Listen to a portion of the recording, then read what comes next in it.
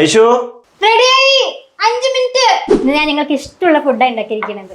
കഴിച്ചിട്ട് വേഗം ഇറങ്ങണം, സമയമായി. അതിനെന്താ, കഴിക്ക്.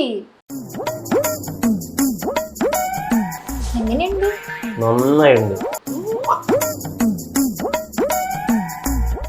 ഐശു പോയിട്ടില്ല. Bring the action. ഐശു, അമ്മ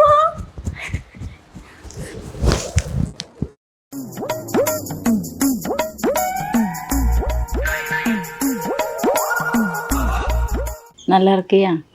நல்லா இருக்குமா. மாப்பிள்ளை எங்க? அவரு பாத்ரூம் இருக்காருமா. மாப்பிள்ளை என்னாச்சு? வயிறு சரியில்லைம்மா. அப்படியா? யார் சமைச்சாங்க? வேற யாரு? உங்க பொண்ணுதான். தப்பு பண்ணிட்டீங்களே மாப்பிள்ளை.